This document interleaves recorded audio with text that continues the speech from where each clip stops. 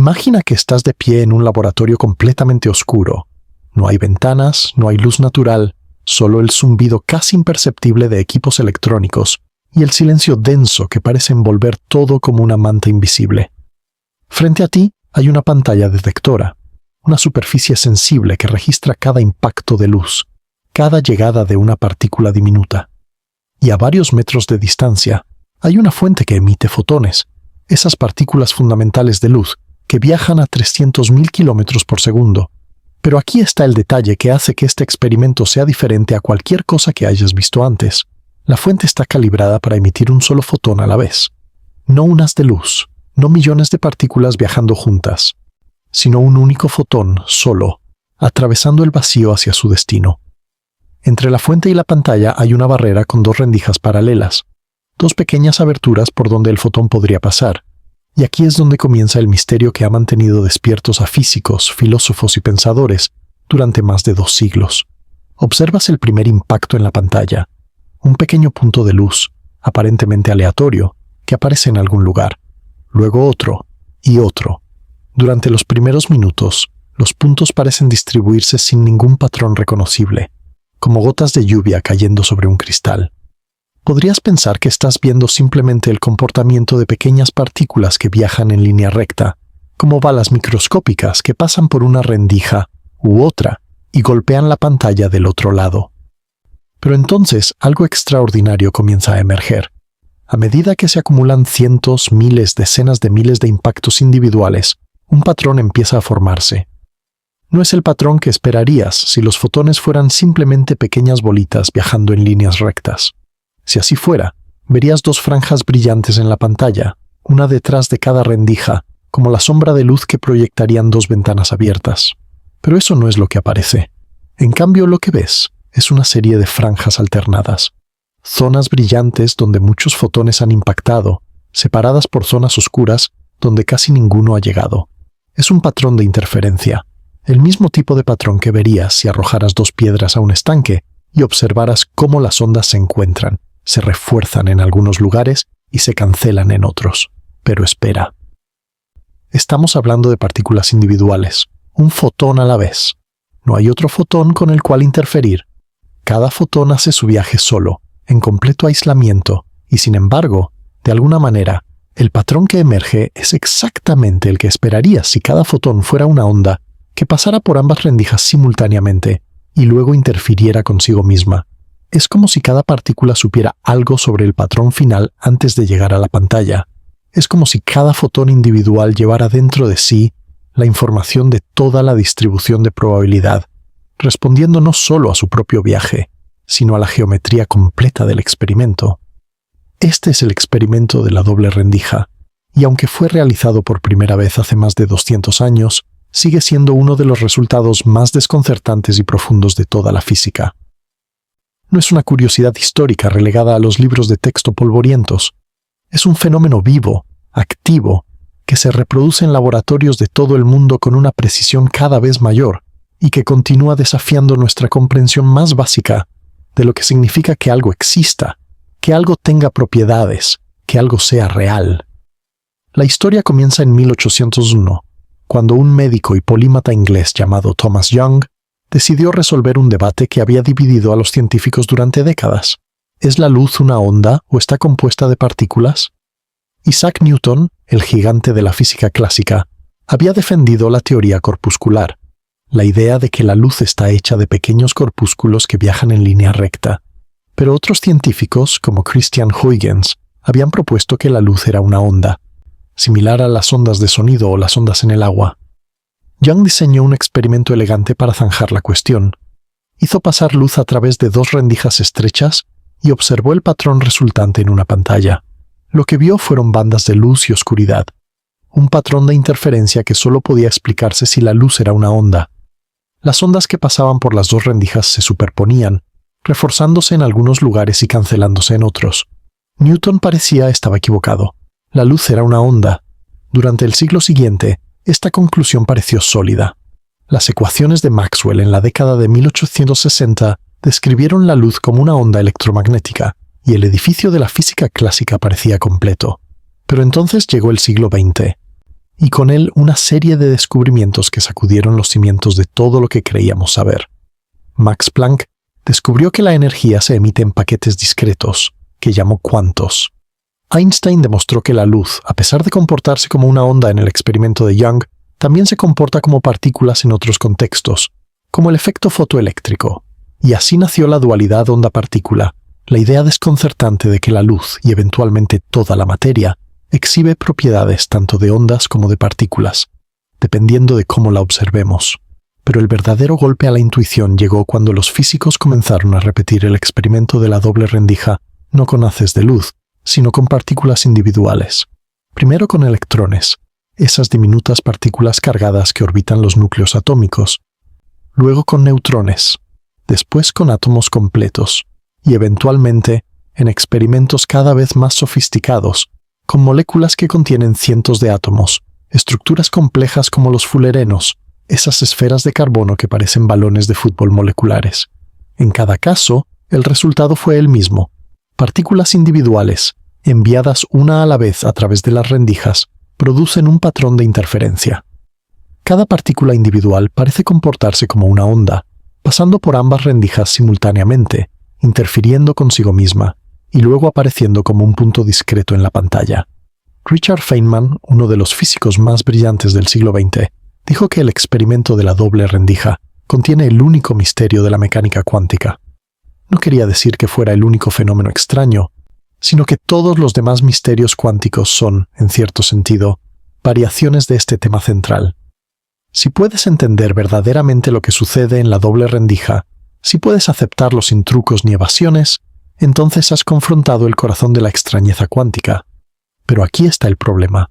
Después de más de un siglo de mecánica cuántica, después de aplicaciones tecnológicas que van desde los láseres hasta los transistores, después de predicciones experimentales verificadas con una precisión de hasta 12 decimales, nadie puede decirte realmente qué está sucediendo cuando ese fotón individual viaja hacia las rendijas. Tenemos ecuaciones que predicen los resultados con exactitud asombrosa. Podemos calcular exactamente dónde aparecerán las franjas brillantes y oscuras, cuál será su espaciado, cómo cambiará el patrón si alteramos la geometría del experimento. Pero cuando preguntamos qué está haciendo la partícula entre el momento en que sale de la fuente y el momento en que golpea la pantalla, entramos en un territorio donde la física se convierte en filosofía, donde las matemáticas dejan de darnos respuestas, y comenzamos a lidiar con interpretaciones, con historias que contamos para dar sentido a las ecuaciones. Y lo más perturbador de todo, lo que ha generado más debate y confusión que cualquier otro aspecto del experimento, es lo que sucede cuando intentamos observar por cuál rendija pasa la partícula. Si colocamos detectores en las rendijas para determinar el camino de cada fotón, el patrón de interferencia desaparece. En lugar de las franjas alternadas de luz y oscuridad, vemos simplemente dos bandas, una detrás de cada rendija, exactamente lo que esperarías si las partículas fueran pequeñas bolitas viajando en líneas rectas. Es como si el acto de observar, de obtener información sobre el camino de la partícula, destruyera la naturaleza ondulatoria que producía la interferencia. Tómate un momento para absorber eso. Cuando no miramos, cuando no intentamos determinar por cuál rendija pasa cada partícula, obtenemos un patrón de interferencia que solo tiene sentido si la partícula pasó por ambas rendijas. Cuando miramos, cuando intentamos atrapar a la partícula en el acto de elegir un camino, el patrón desaparece y la partícula se comporta como esperaríamos de una pequeña bola de billar. La observación misma parece cambiar el comportamiento del sistema. Esta es la paradoja que ha fascinado y frustrado a generaciones de físicos. No es un truco de magia, no es un error experimental, no es una limitación de nuestros instrumentos. Es un fenómeno reproducible, verificado en innumerables laboratorios con técnicas cada vez más refinadas. Y las preguntas que plantea van mucho más allá de la física. ¿Qué significa observar?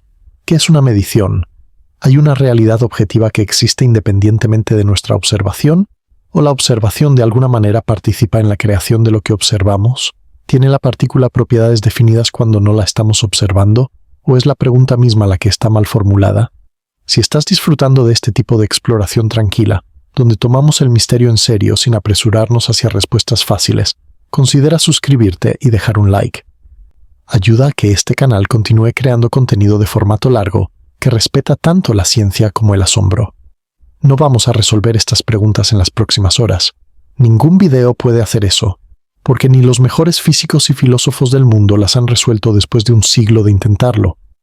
Pero lo que podemos hacer es explorarlas con honestidad y curiosidad, examinar las diferentes respuestas que se han propuesto, entender por qué ninguna es completamente satisfactoria y quizás, en el proceso, desarrollar una relación más madura con el misterio mismo. Porque hay algo valioso en aprender a sostener preguntas abiertas, en resistir la tentación de las respuestas prematuras, en cultivar lo que podríamos llamar una humildad epistémica activa. El experimento de la doble rendija no es solo un rompecabezas para físicos. Es una ventana a las preguntas más profundas que podemos hacer sobre la naturaleza de la realidad, la relación entre mente y materia, los límites de lo que podemos conocer, y aunque fue realizado por primera vez hace más de 200 años, sigue siendo tan fresco, tan desconcertante, tan radicalmente subversivo de nuestras intuiciones cotidianas como el día en que Thomas Young observó por primera vez esas franjas de luz y oscuridad. En cierto sentido, todavía estamos de pie en ese laboratorio oscuro, observando los puntos acumularse en la pantalla, preguntándonos qué significa todo esto. Y esa es exactamente la posición desde la que comenzaremos este viaje. Para entender verdaderamente lo que hace que el experimento de la doble rendija sea tan desconcertante, necesitamos detenernos y examinar con cuidado qué está sucediendo realmente en esas rendijas, qué significa que algo se comporte como una onda y por qué la interferencia es tan significativa. No se trata simplemente de que las partículas hagan algo extraño, sino de que lo que hacen desafía las categorías básicas con las que pensamos sobre el mundo físico. Comencemos con algo familiar, las ondas en el agua. Imagina un estanque perfectamente tranquilo, su superficie lisa como un espejo. Ahora deja caer una piedra en el centro. Desde el punto de impacto, ondas circulares se expanden hacia afuera, crestas y valles alternados que viajan a través del agua. Si observas un punto específico en la superficie, verás que sube y baja rítmicamente mientras las ondas pasan.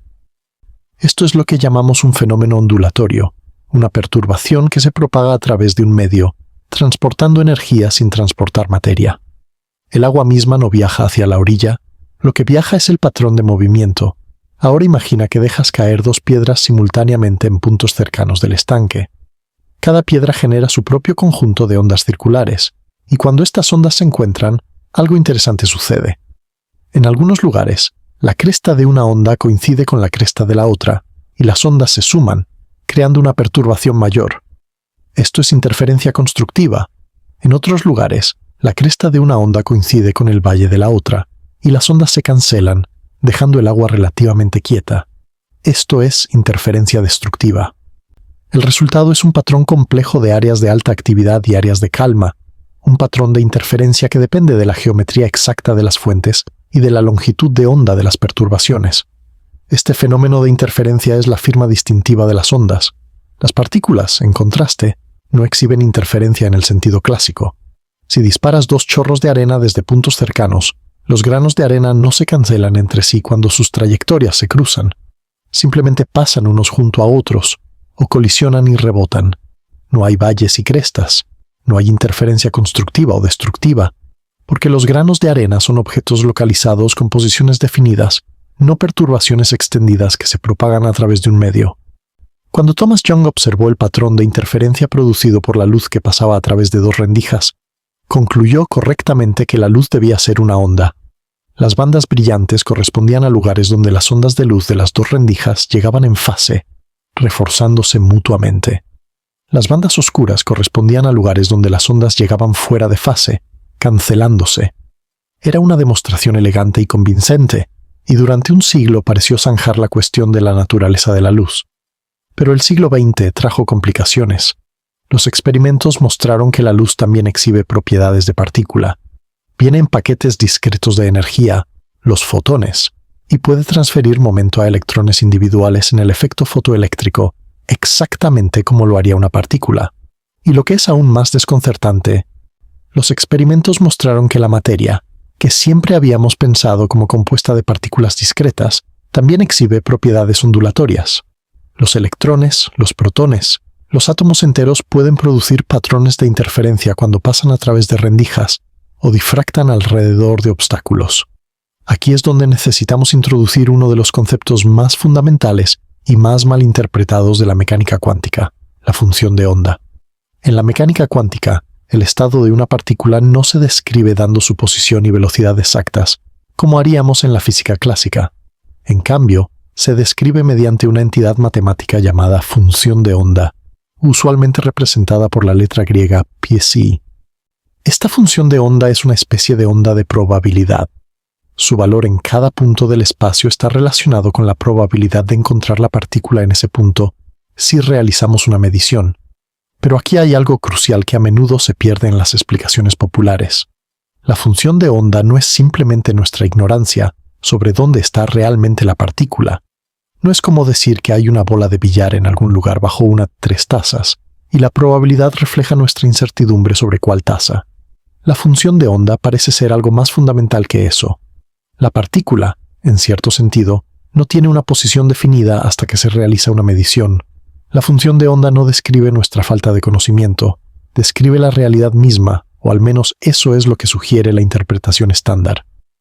Cuando un electrón viaja hacia las dos rendijas, su función de onda se propaga como una onda genuina. Pasa por ambas rendijas simultáneamente, exactamente como lo haría una onda de agua o de luz.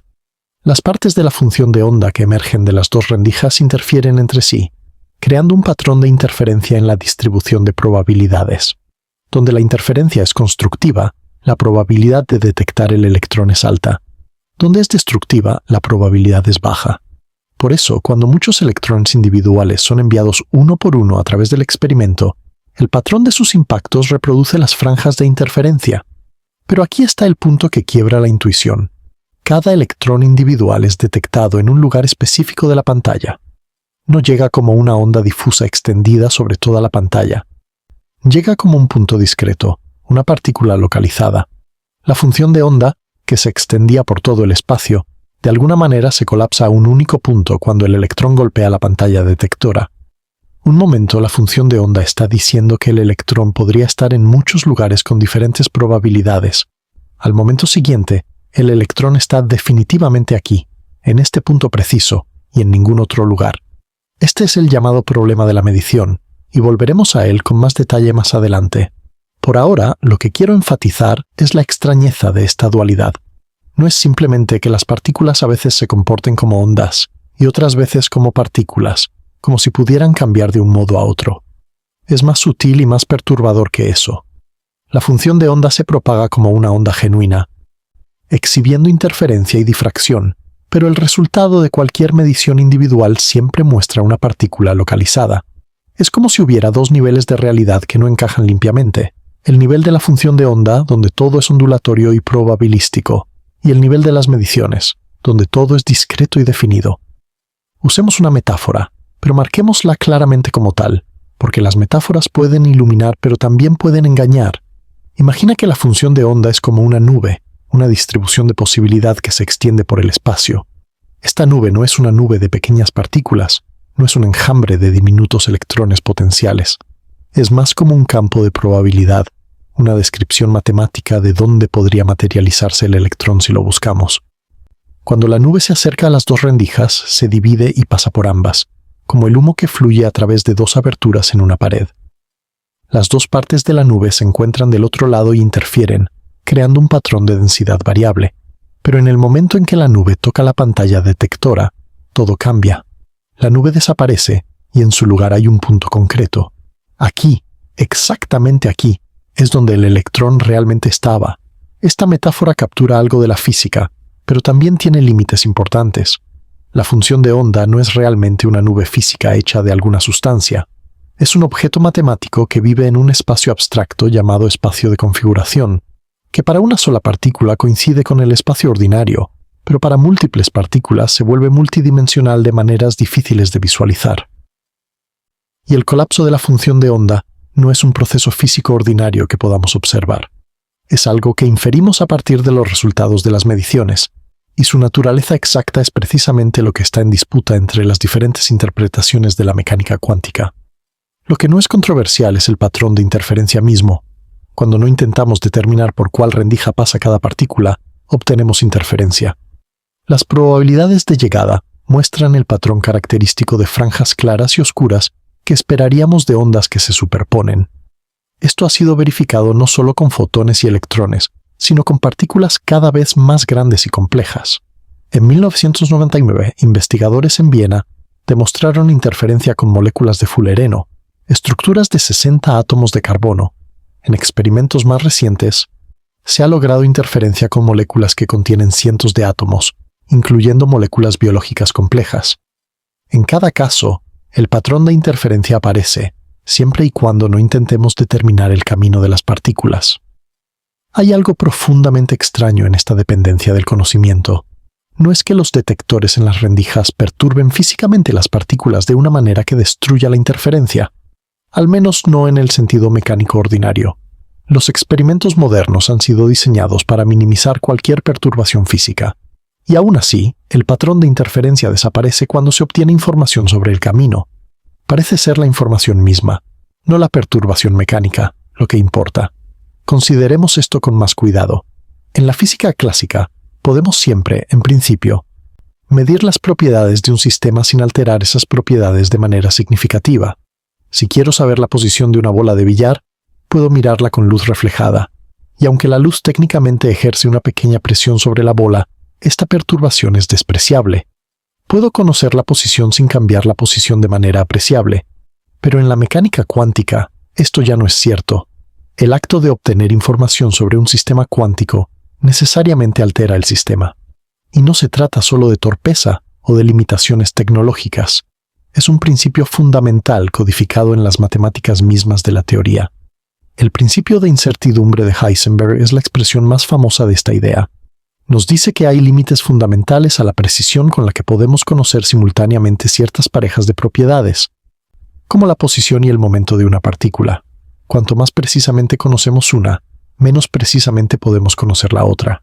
Pero el experimento de la doble rendija ilustra algo aún más radical.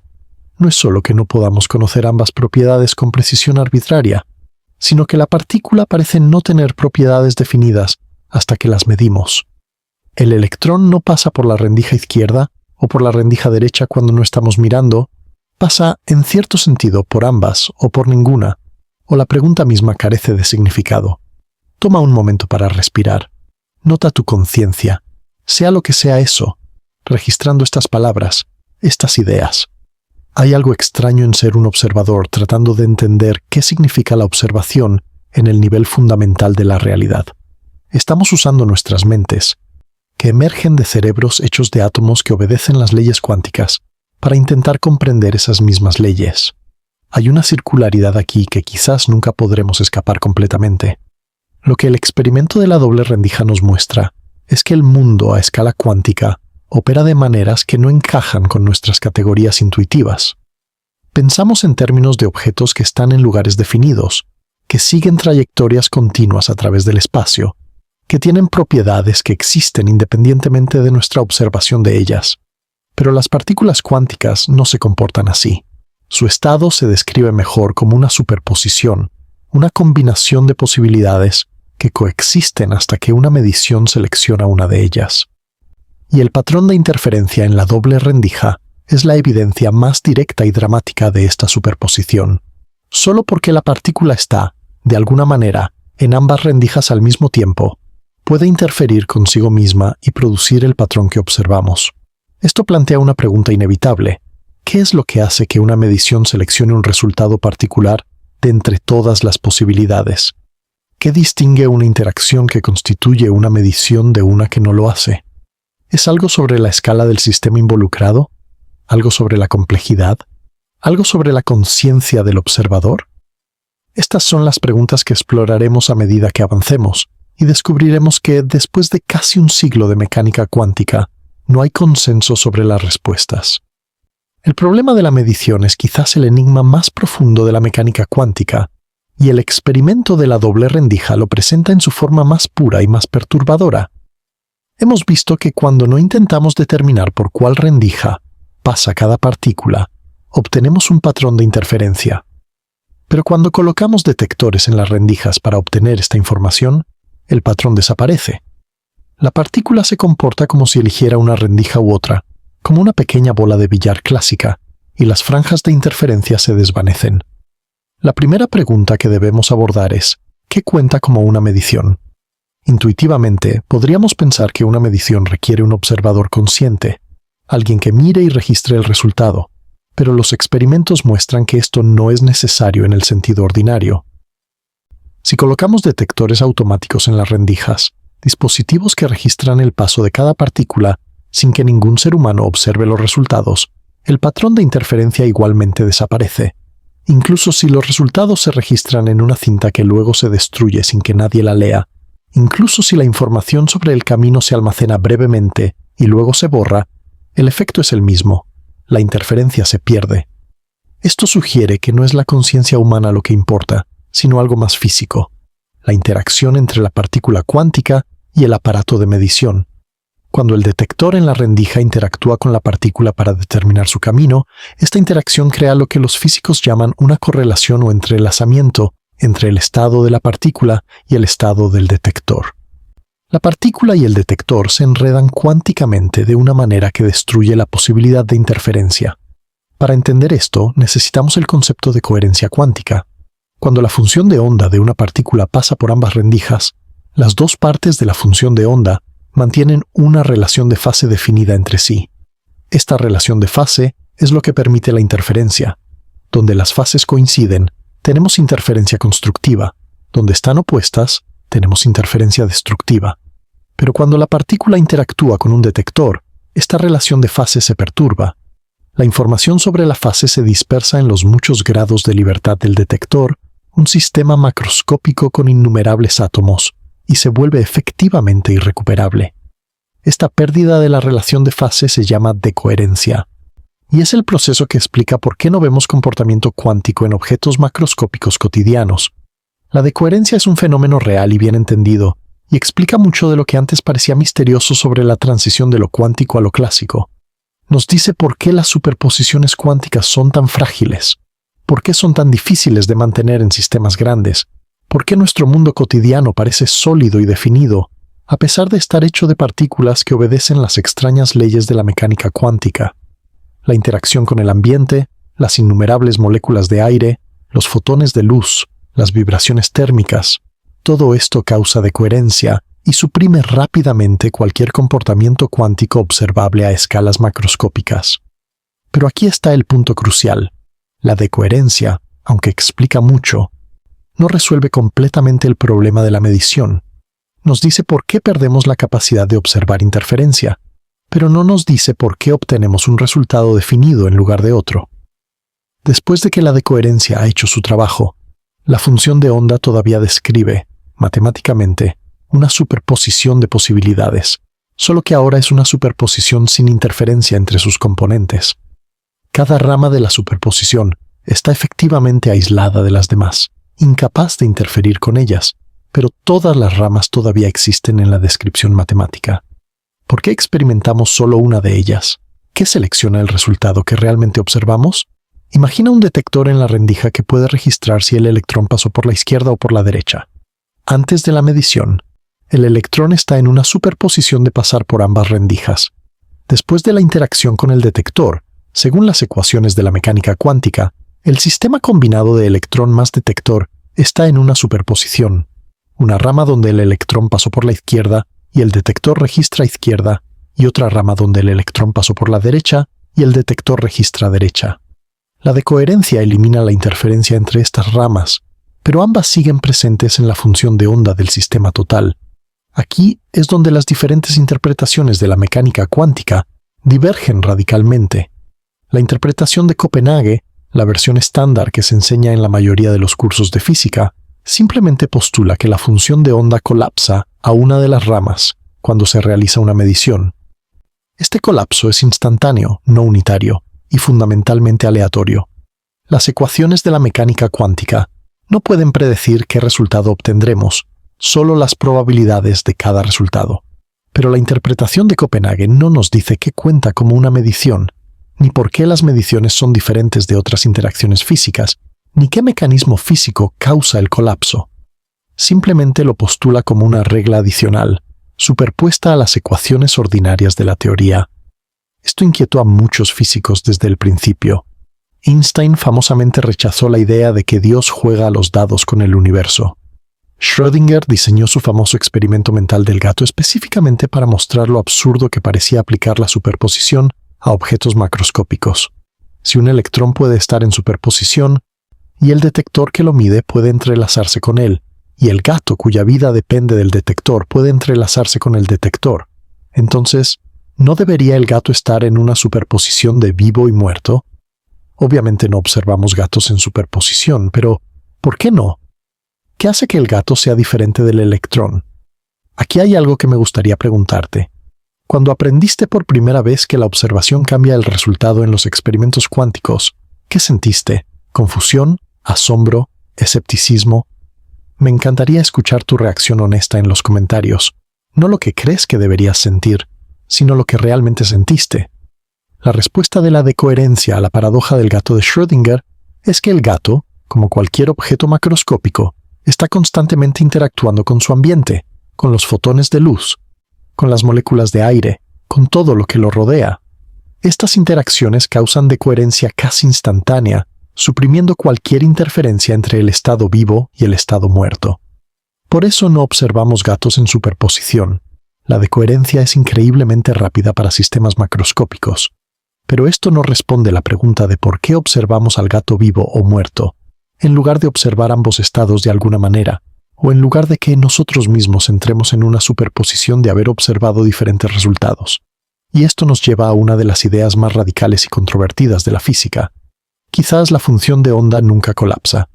Quizás todas las ramas de la superposición son igualmente reales, y lo que experimentamos como el resultado de una medición es simplemente una rama entre muchas. Esta es la interpretación de los muchos mundos, propuesta por Hugh Everett en 1957, y aunque fue considerada casi herética durante décadas, ha ganado considerable apoyo entre físicos teóricos y filósofos de la física en las últimas décadas. Según la interpretación de los muchos mundos, cuando el detector mide por cuál rendija pasó el electrón, el universo se ramifica. En una rama, el detector registra izquierda y el electrón pasó por la izquierda. En otra rama, el detector registra derecha y el electrón pasó por la derecha. Ambas ramas son igualmente reales, pero están efectivamente aisladas una de otra debido a la decoherencia. Nosotros como observadores también nos ramificamos. Hay una versión de nosotros en cada rama, cada una experimentando un resultado definido, completamente inconsciente de las otras versiones. No hay colapso, no hay proceso especial de medición, solo la evolución continua de la función de onda universal, según las ecuaciones ordinarias de la mecánica cuántica. Esta interpretación elimina muchos de los problemas de la interpretación de Copenhague. No hay necesidad de definir qué cuenta como una medición, porque todas las interacciones son tratadas de la misma manera por las ecuaciones. No hay colapso misterioso que viole las ecuaciones ordinarias, pero introduce sus propios problemas. ¿Cómo debemos entender las probabilidades en un universo donde todos los resultados ocurren? ¿Por qué experimentamos las frecuencias estadísticas predichas por la mecánica cuántica si todas las ramas son igualmente reales? Y, quizás más perturbador para nuestra intuición, ¿debemos realmente creer en una infinidad de universos paralelos donde todas las posibilidades se realizan? Hay otras interpretaciones que toman enfoques diferentes. La mecánica de Bohm, también llamada interpretación de ondas piloto o teoría de de Broglie-Bohm, propone que las partículas son partículas reales con posiciones definidas en todo momento, pero están guiadas por una onda piloto que se propaga según la ecuación de Schrödinger. En esta interpretación, el electrón realmente pasa por una rendija u otra, no por ambas, pero su trayectoria está determinada por la onda piloto, que sí pasa por ambas rendijas y cuya interferencia determina dónde es más probable que vaya el electrón. No hay colapso, no hay indeterminismo fundamental. Si conociéramos las posiciones iniciales exactas de todas las partículas, podríamos predecir todos los resultados futuros. La aparente aleatoriedad de la mecánica cuántica surge de nuestra ignorancia de estas posiciones iniciales.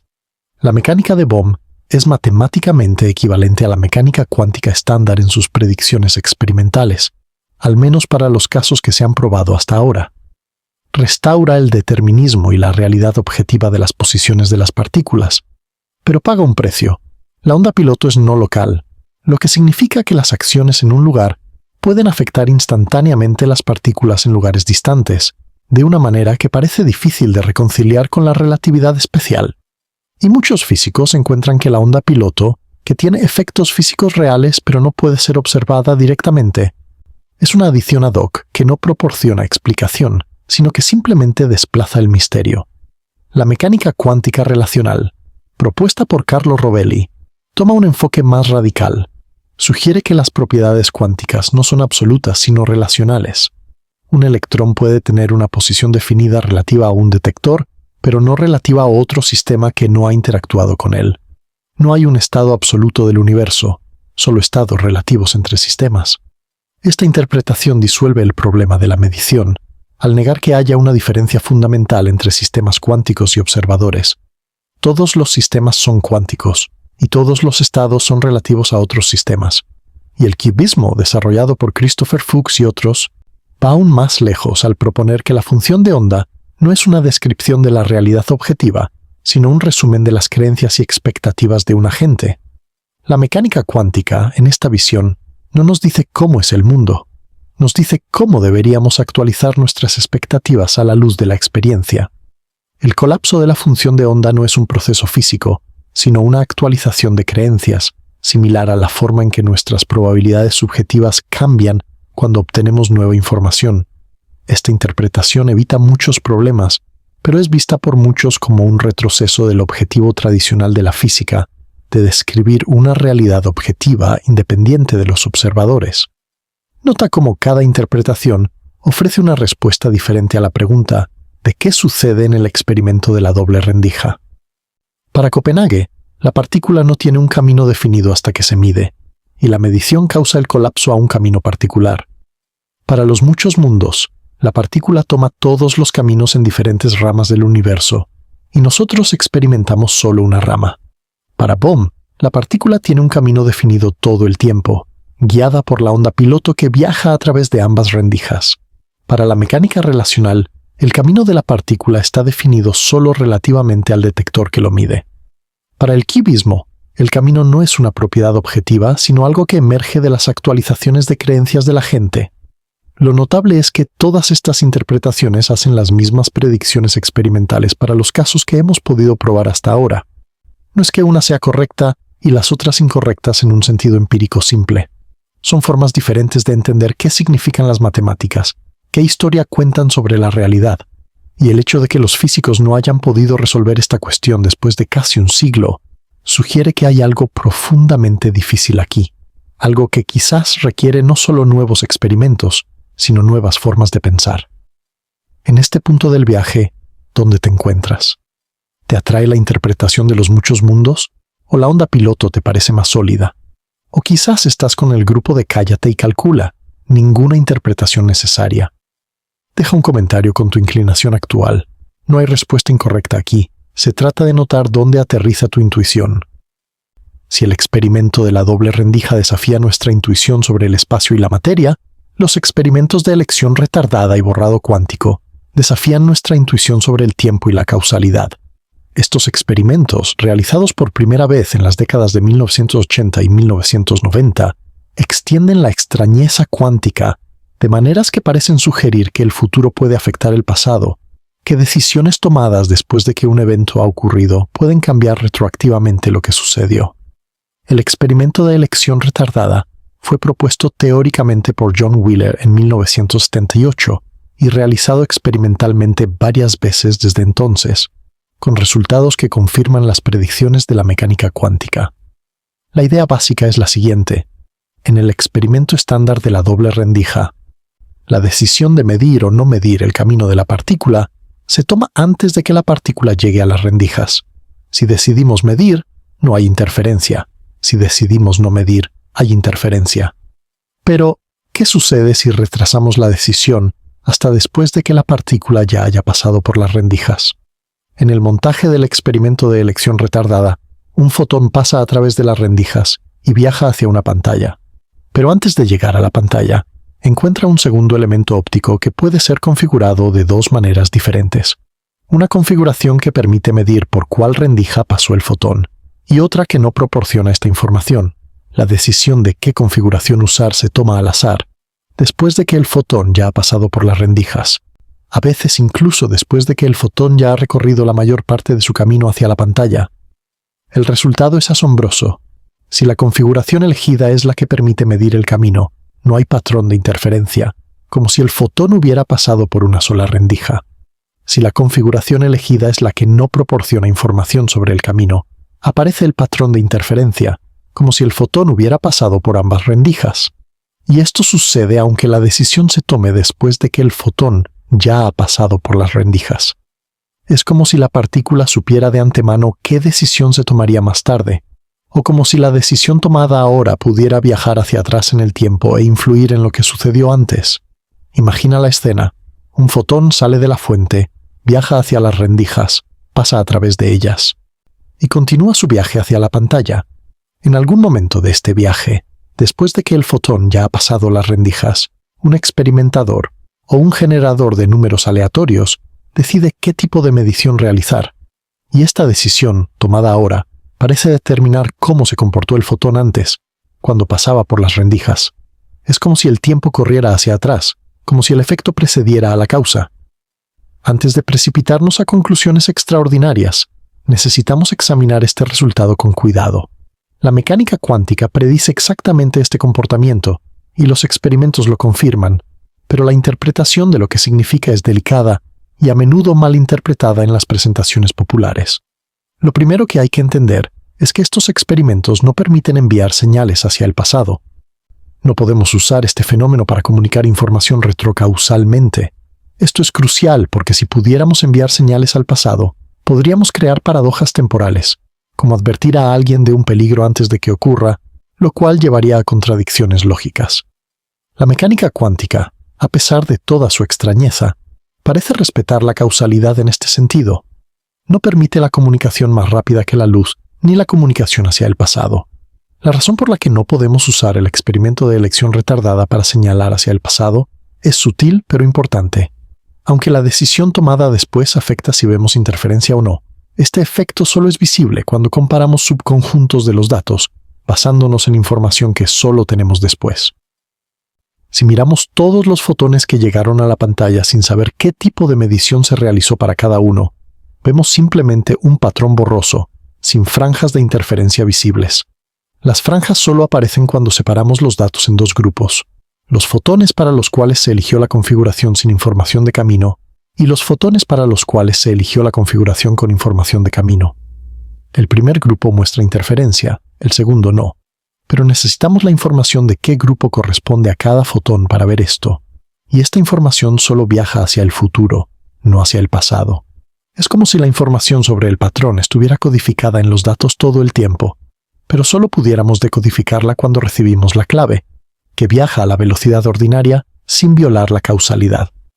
No hay ningún momento en que pudiéramos usar este fenómeno para cambiar el pasado o para saber el resultado de una decisión antes de tomarla. La extrañeza es real, pero está contenida de maneras que preservan la coherencia lógica del tiempo. El experimento del borrador cuántico lleva esta idea aún más lejos.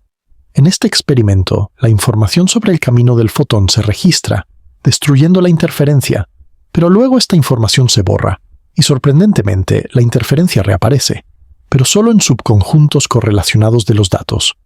El montaje típico involucra pares de fotones entrelazados. Un fotón, llamémoslo el fotón de señal, pasa a través de las rendijas hacia una pantalla detectora. El otro fotón, el fotón de compañía, viaja hacia un detector diferente. Los dos fotones están entrelazados de tal manera que medir ciertas propiedades del fotón de compañía puede proporcionar información sobre por cuál rendija pasó el fotón de señal. Si usamos el fotón de compañía para obtener información sobre el camino, la interferencia en los fotones de señal desaparece. Pero aquí está el giro. Podemos elegir medir el fotón de compañía de diferentes maneras. Si lo medimos de una manera que proporciona información sobre el camino, no hay interferencia. Si lo medimos de una manera que borra la información sobre el camino, la interferencia reaparece en subconjuntos de los datos. Y lo más asombroso, el fotón de señal ya ha llegado a su detector antes de que decidamos cómo medir el fotón de compañía. La interferencia, o su ausencia, parece ser determinada por una medición que ocurre después.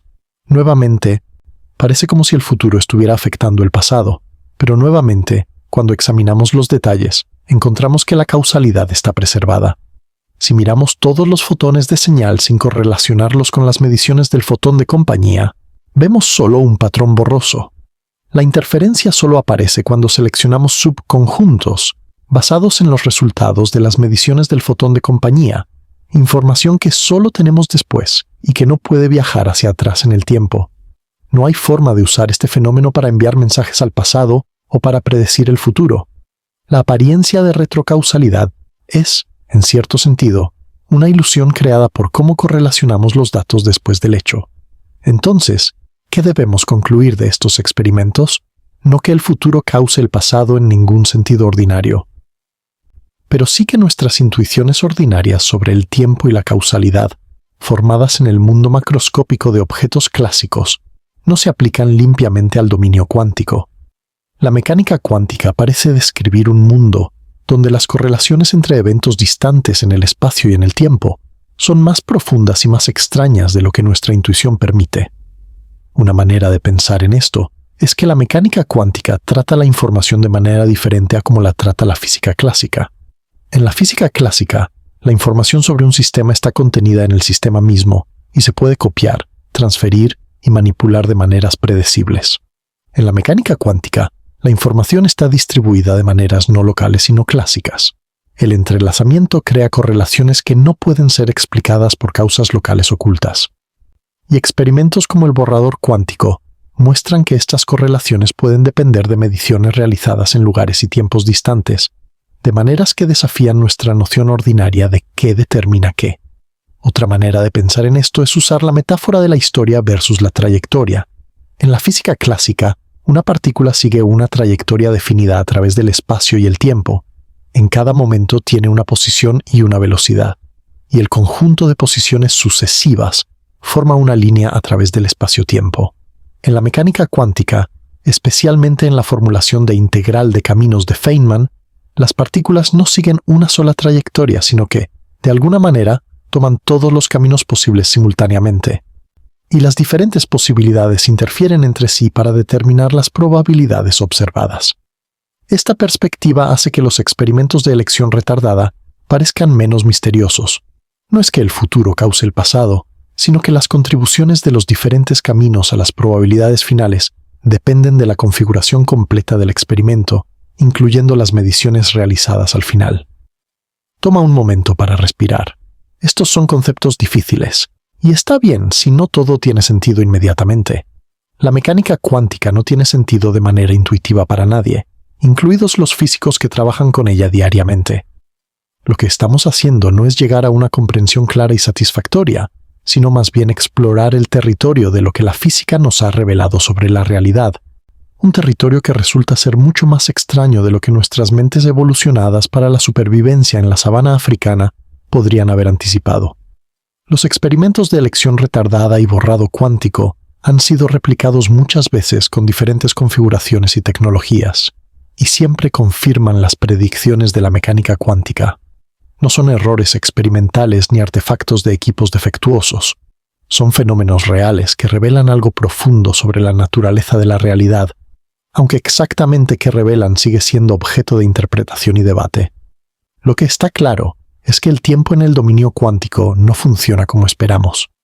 Las correlaciones pueden cruzar fronteras temporales de maneras que parecen desafiar la causalidad, aunque siempre dentro de límites que previenen paradojas reales. Y el papel de la información, de lo que se puede saber o no saber sobre un sistema, resulta ser central de maneras que la física clásica nunca anticipó. La interferencia no depende de qué perturba físicamente a la partícula, sino de qué información está disponible, en principio, sobre su camino. Y borrar esta información, incluso después de que la partícula haya completado su viaje, puede restaurar la interferencia que la información destruyó. Antes de continuar, quiero hacer una pausa para verificar dónde estás. Aquí hay 3 preguntas rápidas para reflexionar sobre lo que hemos cubierto hasta ahora. Primera pregunta. ¿El experimento de elección retardada me hace sentir A, como si el tiempo fuera más extraño de lo que pensaba, o B, como si necesitara releer la explicación porque todavía no tiene sentido? Sé honesto, ¿cuál de las dos? Segunda pregunta. En tus propias palabras, ¿Cómo explicarías por qué el patrón de interferencia desaparece cuando medimos por cuál rendija pasa la partícula? Solo una oración o dos.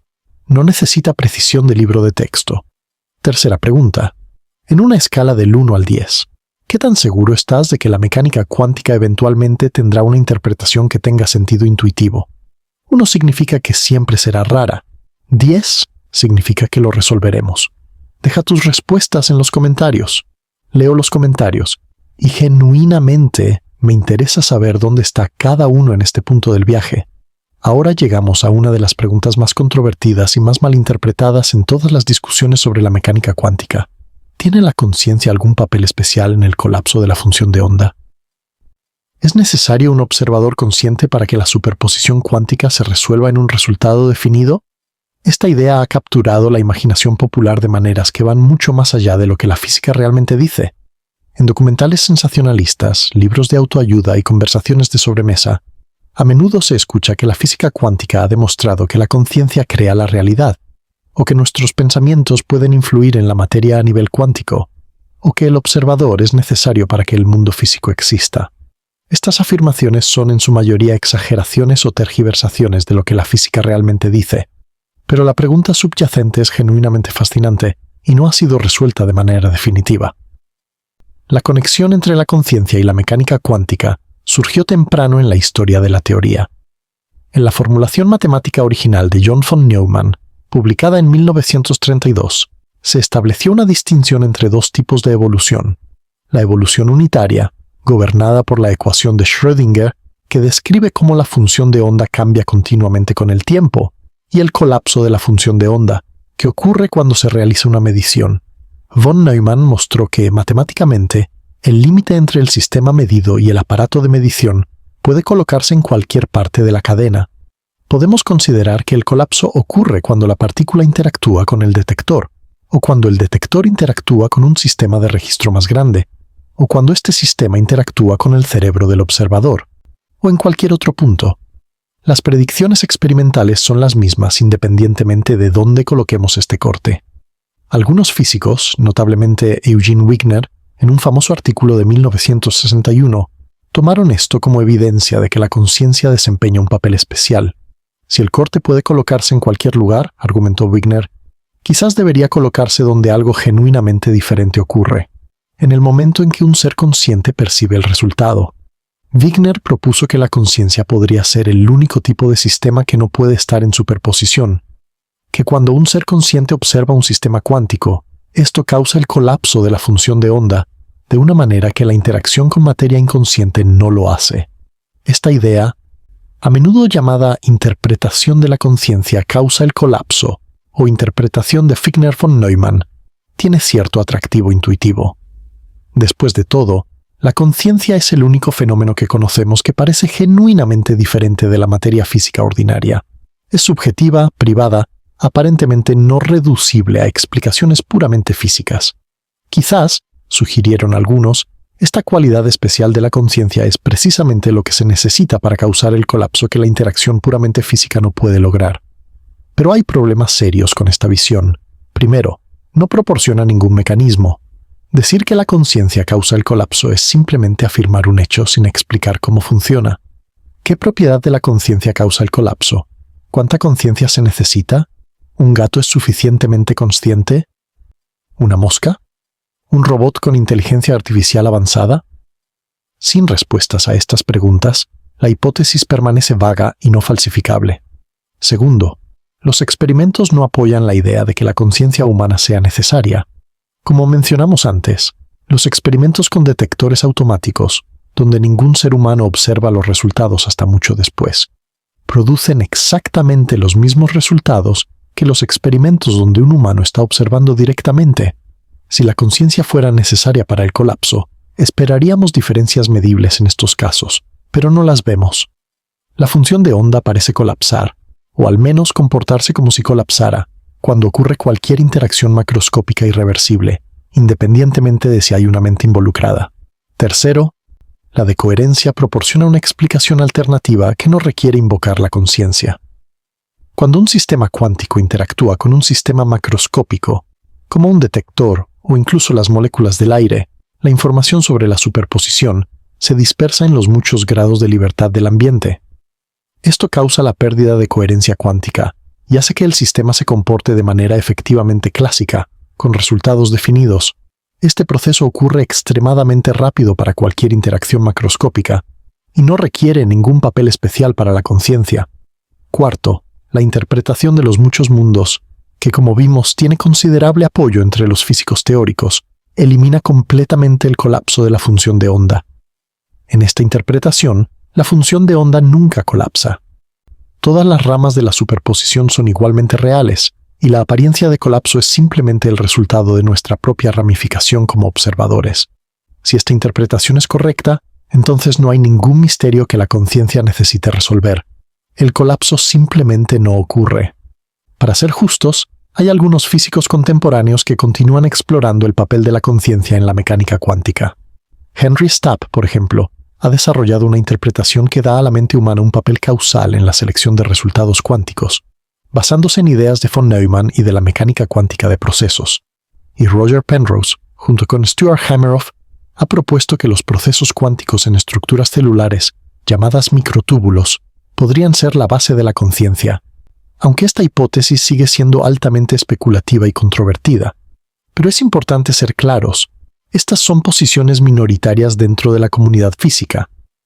Encuestas sobre las interpretaciones preferidas por los físicos, como la realizada por Schlosshauer, Koffler y Teilinger en 2013, muestran que la mayoría no cree que la conciencia desempeñe un papel especial en la mecánica cuántica.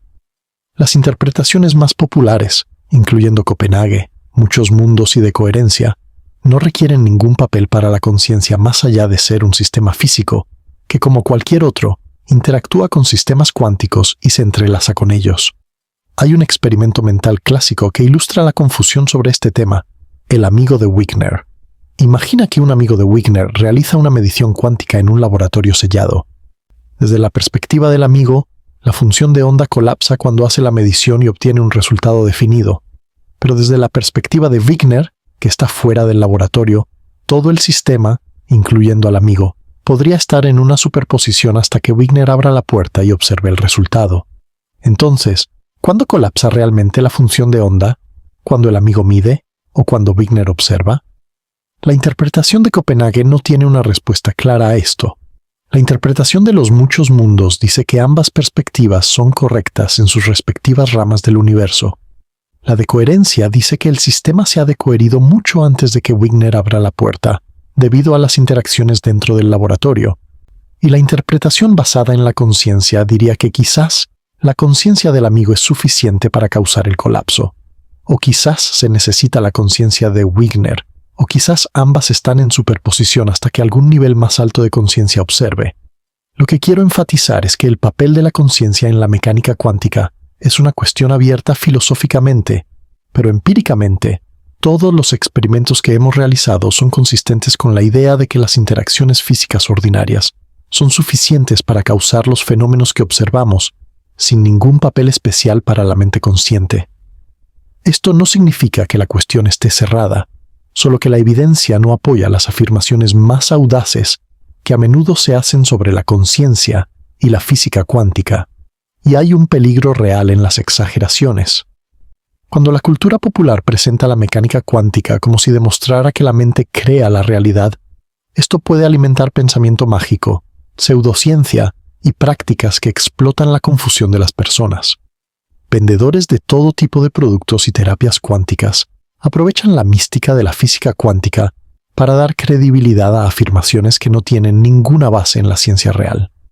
Es importante separar las genuinas preguntas abiertas sobre la conciencia y la física, que son fascinantes y dignas de exploración, de las distorsiones sensacionalistas que las deforman para propósitos comerciales o ideológicos. Toma un momento para respirar. Nota tu conciencia, sea lo que sea eso, presente en este momento, procesando estas ideas. Hay algo vertiginoso en usar la conciencia para preguntar sobre la naturaleza de la conciencia, en usar la mente para preguntarse si la mente tiene un papel especial en la física fundamental. No tenemos que resolver estas preguntas para apreciar su profundidad. Ahora quiero presentar el caso más fuerte de los escépticos, aquellos que argumentan que el experimento de la doble rendija, aunque impresionante, no es tan misterioso como a menudo se presenta y que la mecánica cuántica, aunque contraintuitiva, no requiere ninguna revisión radical de nuestra visión del mundo. Este es un ejercicio importante porque entender los mejores argumentos en contra de una posición nos ayuda a evaluar más honestamente la posición misma. El primer argumento escéptico es que el misterio es interpretativo, no empírico. La mecánica cuántica es una de las teorías científicas más exitosas de la historia. Sus predicciones han sido verificadas con precisión asombrosa en innumerables experimentos. Los láseres, los transistores, los smartphones, las imágenes de resonancia magnética, todos funcionan precisamente porque las ecuaciones de la mecánica cuántica describen con exactitud el comportamiento de la materia a escalas atómicas. El misterio no está en las predicciones de la teoría, que son claras y verificables, sino en la interpretación de lo que la teoría dice sobre la realidad subyacente. Podemos usar la mecánica cuántica para diseñar tecnologías sin resolver las cuestiones filosóficas sobre qué significa la función de onda o cómo ocurre el colapso. Pragmáticamente hablando, el misterio puede ser irrelevante. Esta es la posición capturada en la famosa frase «cállate y calcula», a menudo atribuida a Richard Feynman, aunque probablemente nunca la dijo exactamente así. La idea es que los físicos pueden y deben usar las ecuaciones de la mecánica cuántica para hacer predicciones sin preocuparse demasiado por cuestiones metafísicas sobre la naturaleza de la realidad. Las ecuaciones funcionan, eso es lo que importa. Las preguntas sobre qué está realmente haciendo la partícula cuando no la observamos pueden ser pseudo-preguntas, preguntas que parecen significativas, pero que en realidad carecen de contenido empírico. Esta posición tiene sus méritos. Hay algo soberbio en la insistencia de que la naturaleza debe proporcionar historias intuitivas que tengan sentido para cerebros evolucionados para cazar mamuts y recolectar bayas. Quizás la realidad a escala cuántica simplemente no tiene el tipo de estructura que admite narrativas humanas. Quizás las entidades cuánticas no son ni ondas ni partículas, porque esas categorías, derivadas de nuestra experiencia con objetos macroscópicos, simplemente no se aplican. El matemático N. David Mermin argumentó que la mecánica cuántica puede ser sobre correlaciones más que sobre cosas. Las ecuaciones predicen relaciones entre resultados de mediciones, y quizás eso es todo lo que hay que decir. El segundo argumento escéptico es que la decoherencia resuelve la mayoría de los problemas prácticos. Como discutimos, la decoherencia explica por qué no observamos comportamiento cuántico en objetos macroscópicos. Cualquier sistema que interactúe con un ambiente macroscópico pierde su coherencia cuántica casi instantáneamente. Esto no requiere ningún papel especial para la conciencia, ningún colapso misterioso, solo las interacciones físicas ordinarias con fotones, moléculas de aire, radiación térmica. La decoherencia es un proceso bien entendido, matemáticamente riguroso y experimentalmente verificado. Es cierto que la decoherencia no resuelve completamente el problema de la medición en el sentido filosófico más profundo. No explica por qué experimentamos un resultado particular en lugar de otro, o por qué hay resultados definidos en absoluto. Pero para muchos físicos, estas preguntas residuales son más filosóficas que físicas. La decoherencia explica todo lo que necesitamos explicar para hacer predicciones y construir tecnología. Las preguntas restantes pueden ser interesantes para los filósofos, pero no son el tipo de problemas que la física experimental puede resolver. El tercer argumento escéptico es que la contraintuitividad no es lo mismo que el misterio. Nuestras intuiciones están formadas por la experiencia con el mundo macroscópico. Evolucionamos para predecir el comportamiento de rocas, árboles, animales, objetos que obedecen la física clásica porque son demasiado grandes y calientes para mostrar efectos cuánticos. No es sorprendente que nuestras intuiciones fallen cuando consideramos el comportamiento de electrones individuales o fotones. Pero el fracaso de la intuición no significa que haya algo profundamente misterioso ocurriendo, solo que la realidad a escalas que nunca experimentamos directamente es diferente de lo que esperamos. Considera la relatividad especial. Nuestra intuición dice que el tiempo es absoluto, que transcurre a la misma velocidad para todos, pero la relatividad nos enseñó que el tiempo es relativo, que depende del movimiento del observador. Esto es profundamente contraintuitivo, pero ya no lo consideramos un misterio metafísico. Lo hemos integrado en nuestra comprensión científica del mundo. Quizás la mecánica cuántica sea similar. extraña para nuestras intuiciones cotidianas, pero no más misteriosa en última instancia que la relatividad. Simplemente necesitamos tiempo para ajustar nuestras expectativas. El cuarto argumento escéptico es que el lenguaje del observador es engañoso.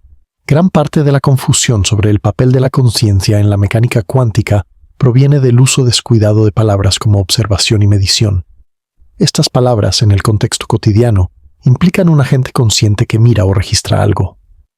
Pero en la mecánica cuántica, medición significa cualquier interacción que correlacione el estado de un sistema cuántico con el estado de un sistema macroscópico. No se requiere ninguna mente, ninguna conciencia, ningún científico con bata blanca mirando por encima de su hombro. Un detector automático en un laboratorio vacío cuenta como una medición. Las interacciones con el ambiente cuentan como mediciones en el sentido relevante. Cuando los físicos hablan de que la observación cambia el sistema, no quieren decir que mirar con los ojos tiene poderes místicos. Quieren decir que cualquier interacción física que extraiga información sobre el sistema necesariamente perturba el sistema de maneras que afectan su comportamiento posterior. Esto no es diferente en principio de la observación clásica, solo que los efectos son más dramáticos a escalas cuánticas. Un físico encogiendo los hombros y diciendo, «Cállate y calcula. El universo no nos debe una historia intuitiva». Ahora, habiendo presentado el caso escéptico con la mayor fuerza posible, ¿qué respuestas hay? ¿Qué permanece genuinamente misterioso incluso después de considerar estos argumentos? Primero, aunque la decoherencia explica mucho, genuinamente no resuelve el problema de por qué hay resultados definidos. Después de que la decoherencia ha hecho su trabajo, la función de onda todavía describe una superposición, solo que ahora las ramas están efectivamente aisladas. Pero la mecánica cuántica sola no dice que solo una rama sea real. Si tomamos la función de onda como una descripción completa de la realidad, todas las ramas son igualmente reales. El hecho de que experimentemos solo una rama es el misterio que la decoherencia no resuelve. Los escépticos pueden decir que este no es un problema científico sino filosófico, pero los filósofos de la física lo consideran un problema genuino que merece explicación. Segundo, el argumento de que cállate y calcula es suficiente es una posición pragmática, no una respuesta a las preguntas metafísicas. Para algunos propósitos, el pragmatismo es suficiente, pero la ciencia tradicionalmente ha buscado no solo hacer predicciones, sino también comprender la naturaleza de la realidad. Galileo no solo predijo la caída de los objetos, explicó por qué caen. Newton no solo calculó las órbitas, reveló la gravedad como una fuerza universal. Si la mecánica cuántica es diferente, si genuinamente es una teoría donde las preguntas metafísicas no tienen respuesta, eso mismo es un resultado profundo que merece reflexión. Tercero, la contraintuitividad de la mecánica cuántica puede ser más profunda que la de la relatividad. En la relatividad, una vez que aceptamos que el tiempo y el espacio son relativos, podemos construir una nueva intuición basada en el espacio-tiempo cuadridimensional. Es extraño, pero es coherente, y después de un tiempo los físicos desarrollan una intuición relativista que reemplaza sus intuiciones newtonianas. No está claro que esto sea posible con la mecánica cuántica. Las diferentes interpretaciones ofrecen historias tan radicalmente diferentes sobre lo que está sucediendo que no hay una nueva intuición clara que adoptar. Muchos mundos, ondas piloto, colapso objetivo, mecánica relacional. Estas no son refinamientos de una imagen común, sino visiones completamente incompatibles de la realidad. El caso escéptico es fuerte, pero no decisivo. Hay genuinamente algo aquí que resiste explicación completa, algo que las diferentes interpretaciones intentan abordar de maneras diferentes, pero ninguna resuelve de manera universalmente satisfactoria, y eso es interesante. No debemos apresurarnos a abrazar el misterio de maneras que alimenten la pseudociencia, pero tampoco debemos pretender que todo está resuelto cuando no lo está. Habiendo recorrido la física del experimento, sus interpretaciones y las objeciones escépticas, es hora de dar un paso atrás y preguntarnos qué revela el experimento de la doble rendija sobre la naturaleza de la realidad misma. Esta es una pregunta filosófica tanto como física, y diferentes filósofos de la ciencia ofrecen respuestas muy diferentes. La posición tradicional en la filosofía de la ciencia es el realismo científico, la idea de que las teorías científicas exitosas describen una realidad objetiva independiente de la mente. Cuando la química habla de átomos, el realista dice que los átomos realmente existen, no son solo ficciones útiles para hacer predicciones. Cuando la astronomía habla de estrellas, el realista dice que hay objetos reales en el espacio que brillan y emiten luz, y nuestras teorías sobre ellos son aproximadamente verdaderas descripciones de su naturaleza. La mecánica cuántica presenta un desafío serio al realismo científico, o al menos a sus versiones más simples. El problema es que la mecánica cuántica no nos da una imagen clara de lo que está sucediendo entre las mediciones. La función de onda proporciona predicciones perfectas para los resultados de las mediciones, pero cuando preguntamos qué representa la función de onda, entramos en un territorio disputado. ¿Es la función de onda una cosa real que existe en el espacio y el tiempo? Si es así, ¿qué tipo de cosa es? ¿O es la función de onda simplemente un instrumento matemático que usamos para calcular probabilidades, sin ninguna realidad ontológica propia? Si tomamos la función de onda como real, enfrentamos problemas. La función de onda de múltiples partículas no vive en el espacio ordinario de 3 dimensiones, sino en un espacio de configuración multidimensional. Para un sistema de n partículas, la función de onda es una función en un espacio de 3n dimensiones. Esto es difícil de reconciliar con nuestra noción intuitiva de la realidad como algo que existe en el espacio tridimensional que habitamos, y el colapso de la función de onda, si es un proceso real, es instantáneo y no local, en tensión aparente con la relatividad especial. Alternativamente, podemos adoptar una posición antirrealista o instrumentalista. La mecánica cuántica no es una descripción de la realidad, sino un instrumento para hacer predicciones. Las funciones de onda no representan nada real. Son herramientas matemáticas útiles. Las preguntas sobre qué está realmente sucediendo entre las mediciones carecen de sentido. Lo único real son los resultados de las mediciones, y la mecánica cuántica nos dice cómo predecirlos. Todo lo demás es metafísica ociosa. Esta posición tiene la ventaja de evitar los problemas metafísicos, pero tiene un costo. Parece abandonar el objetivo tradicional de la ciencia de comprender la naturaleza, y deja sin respuesta la pregunta de por qué las ecuaciones de la mecánica cuántica funcionan tan bien. Si la función de onda no representa nada real, ¿por qué las predicciones basadas en ella son tan extraordinariamente precisas? El instrumentalista podría responder que esta es simplemente una pregunta sin respuesta, o que es suficiente que funcione, pero muchos científicos y filósofos encuentran esto insatisfactorio. Una posición intermedia es el realismo estructural, la idea de que lo que las teorías científicas capturan correctamente es la estructura de la realidad, no necesariamente las cosas que instancian esa estructura. En esta visión, las ecuaciones de la mecánica cuántica pueden ser verdaderamente representativas de las relaciones matemáticas que gobiernan la realidad cuántica, incluso si las cosas que ocupan los lugares en esas relaciones no son como las imaginamos intuitivamente. La función de onda puede no ser una onda en el sentido ordinario, y la partícula puede no ser una partícula en el sentido ordinario, pero la estructura matemática que relaciona las preparaciones con los resultados puede ser genuinamente real. Esta posición es atractiva porque permite mantener un tipo de realismo, una fe en que la ciencia revela algo verdadero sobre el mundo, sin comprometerse con afirmaciones sobre objetos cuánticos que pueden ser incoherentes. Pero también es bastante abstracta, y no está claro si satisface la intuición realista de que la ciencia descubre qué cosas existen y cuáles son sus propiedades. Mirando un patrón de interferencia y preguntando, ¿es esto la huella digital de la realidad o solo la sombra de nuestras matemáticas? Otra manera de abordar estas cuestiones es preguntarse qué tipo de realidad podría ser compatible con lo que la mecánica cuántica nos dice. Quizás el problema no es que la mecánica cuántica sea misteriosa, sino que nuestras nociones preconcebidas de la realidad son demasiado estrechas. Hemos asumido que la realidad consiste en cosas localizadas con propiedades definidas, que existen en el espacio y el tiempo, y que la observación simplemente revela estas propiedades preexistentes.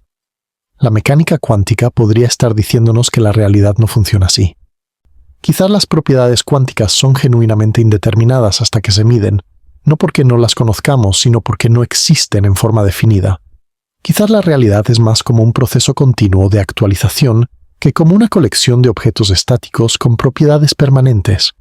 Quizás las distinciones que hacemos entre observador y observado, entre sistema y ambiente, entre pasado y futuro, son más fluidas a nivel fundamental de lo que asumimos. Estas son especulaciones filosóficas, no conclusiones establecidas, pero ilustran cómo el experimento de la doble rendija puede servir como una invitación a expandir nuestra imaginación metafísica. El experimento no nos dice qué es la realidad, pero nos muestra que nuestras suposiciones más básicas sobre lo que la realidad podría ser pueden necesitar revisión. Si conoces a alguien que ama pensar sobre la naturaleza de la realidad, ya sea un entusiasta de la física, un aficionado a la filosofía, o simplemente alguien que mira al techo por la noche preguntándose qué es real, este podría ser un video que vale la pena compartir con ellos. A veces las mejores conversaciones comienzan con un misterio compartido. Hay algo inquietante pero también liberador en reconocer los límites de nuestra comprensión. Estamos acostumbrados a pensar que la ciencia eventualmente explicará todo, que cada misterio es simplemente un problema que aún no hemos resuelto. Y en cierto sentido, esto es cierto. La ciencia ha resuelto innumerables misterios que alguna vez parecieron permanentes, desde la naturaleza de la vida hasta la edad del universo. Pero la mecánica cuántica sugiere que puede haber límites a lo que podemos conocer y comprender, no porque nos falte información, sino porque la estructura de la realidad misma puede no encajar en las categorías que usamos para pensarla. Esto no es una invitación al oscurantismo o al rechazo de la razón. Todo lo contrario, es precisamente la razón, aplicada rigurosamente, la que nos ha llevado a este punto. La mecánica cuántica no es el producto de la intuición mística o la especulación armchair. Es el resultado de experimentos cuidadosos y matemáticas precisas. Pero la razón, cuando se aplica honestamente, incluye la humildad para reconocer sus propios límites. Un momento tranquilo. Quizás el universo no es una historia que podamos contar en el lenguaje humano. Hay una vieja historia sobre un grupo de ciegos que encuentran un elefante. Uno toca la trompa y dice que el elefante es como una serpiente. Otro toca la pata y dice que es como un árbol. Otro toca el costado y dice que es como una pared. Cada uno tiene razón en lo que percibe, pero ninguno tiene la imagen completa. Quizás estamos en una situación similar con respecto a la realidad cuántica. Nuestras diferentes interpretaciones capturan aspectos genuinos de lo que está sucediendo, pero ninguna proporciona la imagen completa. Y quizás ninguna puede, dado que nuestros cerebros evolucionaron para rastrear mamuts, no para comprender la función de onda del universo. Toma un momento para respirar. Nota tu conciencia, sea lo que sea eso, presente en este momento. No necesitas resolver estos misterios para experimentar la extrañeza de existir, de ser un punto de vista sobre el cosmos que intenta comprenderse a sí mismo. El experimento de la doble rendija revela un mundo más extraño de lo que imaginamos, pero también revela algo sobre nosotros. Somos el tipo de seres que pueden hacer estas preguntas, que pueden diseñar estos experimentos, que pueden sentarse con el misterio sin necesidad de resolverlo inmediatamente. Ahora entramos en el territorio más personal de nuestra exploración. Hemos viajado a través de la física, las interpretaciones y la filosofía, pero ¿qué hacemos con todo esto? ¿Cómo vivimos con el conocimiento de que la realidad fundamental puede ser radicalmente diferente de lo que intuimos? ¿Cómo integramos esta comprensión sin caer en la superstición por un lado o el nihilismo por el otro? Primero, necesitamos distinguir entre humildad epistémica y mistificación. La humildad epistémica es el reconocimiento honesto de los límites de nuestro conocimiento. No sabemos qué está haciendo el electrón entre las mediciones. No sabemos cuál interpretación de la mecánica cuántica es correcta, si es que alguna lo es. No sabemos si la conciencia juega algún papel especial en la física fundamental. Reconocer esta ignorancia es intelectualmente responsable. La mistificación, en cambio, es llenar estos vacíos de conocimiento con afirmaciones infundadas que sirven a agendas preconcebidas. Es decir, que la física cuántica prueba que la mente crea la realidad porque la observación afecta el sistema. Es vender productos cuánticos que prometen salud o riqueza, basándose en una supuesta conexión con las leyes cuánticas. Es usar el lenguaje técnico de la física para dar credibilidad a ideas que no tienen ninguna base científica. La distinción importa porque la humildad epistémica es una virtud, mientras que la mistificación es una forma de deshonestidad, ya sea intencional o autoengaño. Podemos maravillarnos ante los misterios de la mecánica cuántica sin fabricar respuestas que nos hagan sentir bien. Podemos sentarnos con lo que no sabemos, sin pretender que sabemos más de lo que sabemos. Segundo, necesitamos resistir la tentación de extraer implicaciones demasiado directas para la vida cotidiana. El experimento de la doble rendija ocurre a escalas de átomos y fotones, no a las escalas donde vivimos nuestras vidas. La decoherencia asegura que los objetos macroscópicos se comporten de manera clásica, predecible, con propiedades definidas. Tu taza de café no está en superposición. Tus decisiones no son mediciones cuánticas. Tu conciencia, sea lo que sea, no está causando el colapso de la función de onda cada vez que miras algo. Esto no significa que la mecánica cuántica sea irrelevante para la vida. Toda la química, y por lo tanto toda la biología, depende de fenómenos cuánticos. Los enlaces químicos, la fotosíntesis, posiblemente la navegación de las aves, todo esto involucra efectos cuánticos. Pero estos efectos están incorporados en la estructura de la materia y la vida. No son algo que podemos manipular con nuestros pensamientos o intenciones. La idea de que podemos manifestar realidad con nuestros pensamientos porque la observación afecta a los sistemas cuánticos es un non sequitur. El tipo de observación que afecta a los sistemas cuánticos es interacción física, no intención mental. Y de todos modos, los efectos cuánticos relevantes ocurren a escalas donde nuestros pensamientos no tienen ninguna influencia directa. La mecánica cuántica no apoya la ley de atracción, la manifestación, ni ninguna otra pseudociencia popular. Tercero, podemos usar el experimento de la doble rendija como una invitación a la humildad cognitiva más amplia. Si nuestras intuiciones más básicas sobre la materia y la localidad son incorrectas, ¿qué otras intuiciones podrían ser igualmente engañosas? Quizás nuestras intuiciones sobre el yo, sobre el tiempo, sobre la causalidad, también son aproximaciones útiles para la supervivencia que no capturan la naturaleza profunda de la realidad. Esto no es una invitación al escepticismo radical o al abandono de la razón. Nuestras intuiciones y facultades cognitivas funcionan notablemente bien para los propósitos para los que evolucionaron, pero puede ser saludable mantener una actitud de apertura, una disposición a que nuestras creencias más fundamentales puedan necesitar revisión a la luz de nueva evidencia o nueva comprensión. Un ejercicio de respiración.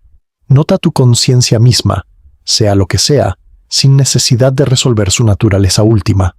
Cuarto, podemos apreciar el asombro sin convertirlo en doctrina.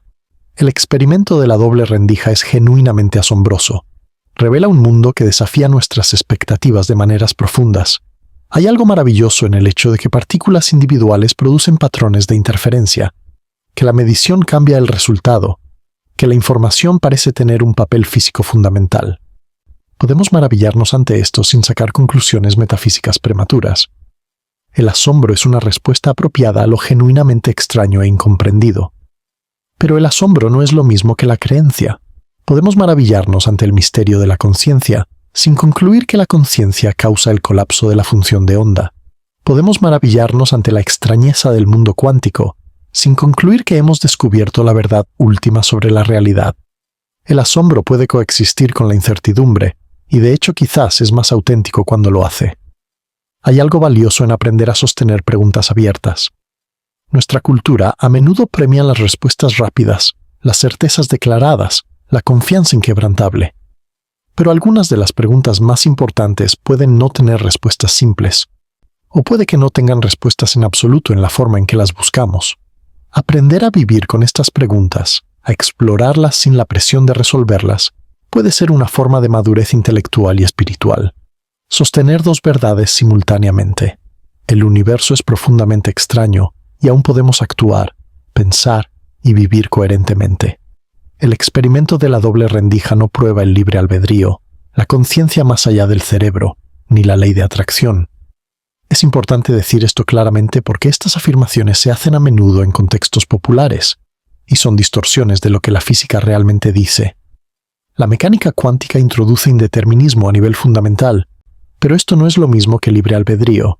La aleatoriedad cuántica no proporciona el tipo de control sobre nuestras acciones que la noción de libre albedrío parece requerir. Y la función de onda colapsando cuando hay medición no implica que la mente sea algo separado del cerebro. El cerebro mismo es un sistema físico que puede participar en mediciones cuánticas. Lo que el experimento sí hace es invitarnos a la humildad sobre lo que creemos saber. Revela que la realidad fundamental puede ser muy diferente de nuestras suposiciones cotidianas. Y esto, en sí mismo, es valioso. No porque nos dé respuestas a las grandes preguntas, sino porque nos recuerda que esas preguntas son legítimas, que hay más en el universo de lo que hemos comprendido, que el sentido del misterio puede ser una respuesta apropiada a un cosmos que genuinamente es misterioso. Nos acercamos al final. Quiero hacer 4 preguntas finales para reflexionar. Estas son un poco más profundas. Están diseñadas para quedarse contigo. Siéntete libre de responder una, algunas o todas en los comentarios. Primera pregunta. En 10 años, ¿crees que los físicos habrán alcanzado más consenso sobre la interpretación de la mecánica cuántica o habrá crecido el desacuerdo? ¿Cuál es tu predicción visceral? Segunda pregunta. ¿Cuál es el mejor argumento en contra de la idea de que la mecánica cuántica revela algo genuinamente misterioso sobre la realidad? Incluso si no estás de acuerdo con ese argumento, ¿cuál es la versión más fuerte del caso escéptico? Tercera pregunta. ¿Ha cambiado aprender sobre el experimento de la doble rendija cómo piensas sobre la observación, la atención o la conciencia en tu vida diaria? Si es así, ¿cómo? Si no, ¿por qué no? Cuarta pregunta. Si pudieras hacer una pregunta a un físico que ha pasado 40 años trabajando en los fundamentos de la mecánica cuántica, ¿cuál sería? Estas preguntas no tienen respuestas fáciles. Ese es el punto. Pero me encantaría ver tu pensamiento en los comentarios. Esto no es un examen, es una conversación. Hemos llegado al final de nuestro viaje, y es apropiado que terminemos donde comenzamos, de pie en un laboratorio oscuro, observando puntos acumularse en una pantalla, preguntándonos qué significa todo esto. El experimento de la doble rendija fue realizado por primera vez hace más de 200 años, cuando Thomas Young usó la luz del sol pasando a través de dos rendijas para demostrar que la luz es una onda. Desde entonces, el experimento ha sido repetido con electrones, átomos, moléculas, y cada vez el resultado es el mismo. Partículas individuales producen patrones de interferencia que solo tienen sentido si cada partícula pasa, de alguna manera, por ambas rendijas simultáneamente. Y cuando intentamos observar por cuál rendija pasa cada partícula, el patrón desaparece. Este resultado sigue siendo tan desconcertante hoy, como lo fue cuando se observó por primera vez con electrones en la primera mitad del siglo XX. Hemos desarrollado interpretaciones sofisticadas, Copenhague, muchos mundos, ondas piloto, mecánica relacional, cubismo. Cada una ofrece una historia diferente sobre lo que está sucediendo, pero ninguna ha logrado el consenso universal. Los físicos más brillantes del mundo continúan debatiendo estas cuestiones, y no hay señales de que el debate vaya a resolverse pronto. Hemos explorado el papel de la decoherencia, que explica por qué no vemos superposiciones en objetos macroscópicos, pero no resuelve completamente el misterio de por qué hay resultados definidos. Hemos examinado los experimentos de elección retardada y borrado cuántico, que parecen sugerir que el futuro puede afectar el pasado, aunque la causalidad se preserva de maneras sutiles. Hemos considerado si la conciencia desempeña algún papel especial, concluyendo que la evidencia no apoya las afirmaciones más audaces, pero que la pregunta permanece filosóficamente abierta. Hemos escuchado el caso más fuerte de los escépticos, que el misterio es interpretativo, no empírico, que la decoherencia resuelve los problemas prácticos, que la contraintuitividad no es lo mismo que el misterio profundo, que el lenguaje del observador es engañoso. Y hemos reconocido que estos argumentos son fuertes pero no decisivos, que algo genuinamente desconcertante permanece. Hemos reflexionado sobre lo que el experimento revela sobre la naturaleza de la realidad misma, explorando las tensiones entre el realismo científico y las alternativas, preguntándonos si nuestras categorías básicas de onda y partícula, de observador y observado, de antes y después, pueden simplemente no aplicarse al dominio cuántico. Y hemos pensado en cómo integrar todo esto en una cosmovisión coherente, distinguiendo entre humildad epistémica y mistificación, resistiendo la tentación de extraer implicaciones prácticas injustificadas, pero también cultivando un sentido apropiado de asombro ante lo genuinamente extraño. Regresando al laboratorio oscuro, los puntos siguen acumulándose, el patrón sigue emergiendo, la pregunta sigue sin respuesta. El experimento de la doble rendija permanece como un recordatorio de que el universo no está obligado a tener sentido para nosotros. Evolucionamos en la sabana africana, rastreando animales, evitando depredadores, formando alianzas sociales. Nuestros cerebros son herramientas de supervivencia, no dispositivos para comprender la realidad fundamental. El hecho de que hayamos llegado tan lejos, de que hayamos descubierto los átomos y las estrellas, la evolución y la relatividad, la mecánica cuántica y el ADN, es ya un logro extraordinario. Pero no deberíamos sorprendernos si hay límites a lo que nuestras mentes pueden comprender, si la realidad en su nivel más profundo excede nuestras capacidades cognitivas. Y quizás eso está bien. Quizás parte de la madurez, tanto científica como personal, es aprender a vivir con el misterio, a explorarlo sin necesidad de conquistarlo. El experimento de la doble rendija no nos da respuestas definitivas, pero nos da algo quizás más valioso, una ventana a la profundidad de lo que no sabemos, una invitación a la humildad y al asombro. Tu propia conciencia, sea lo que sea, notándose a sí misma, sosteniendo el misterio sin necesidad de resolverlo. Toma un momento final para respirar. Nota tu conciencia, esa cualidad extraña e innegable de la experiencia, presente aquí y ahora. No necesitas saber qué es la conciencia, si es fundamental o emergente, si juega algún papel en la física cuántica. Simplemente puedes notar que está aquí, que eres consciente, que estás experimentando este momento. El experimento de la doble rendija y las preguntas que plantea son parte de tu herencia como ser pensante en este cosmos. Son preguntas que han ocupado ya algunas de las mentes más brillantes de la historia humana y continúan ocupándolas. No tienes que resolverlas para apreciarlas. No tienes que tener respuestas para hacerte las preguntas. Hay algo hermoso en el hecho de que criaturas hechas de átomos que obedecen las leyes cuánticas pueden preguntarse sobre esas mismas leyes. Hay algo vertiginoso en la circularidad de la mente, tratando de comprender la materia de la que está hecha.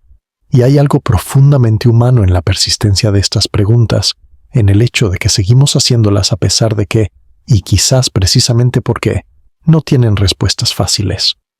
El experimento de la doble rendija sigue rompiendo nuestra intuición, y quizás debería. Quizás la intuición quebrada es exactamente lo que se necesita para mantener viva la curiosidad, para recordarnos que el universo es más grande y más extraño de lo que podemos imaginar, para invitarnos a una exploración que quizás nunca termine. Gracias por quedarte conmigo durante estas horas. Si esta exploración resonó contigo, suscribirte significa que no te perderás la próxima. Y si tienes hambre de más, te sugiero explorar el problema de la medición. ¿Por qué la física todavía no sabe qué es real como una pieza complementaria? El misterio continúa y también la conversación. Nos vemos allí. End.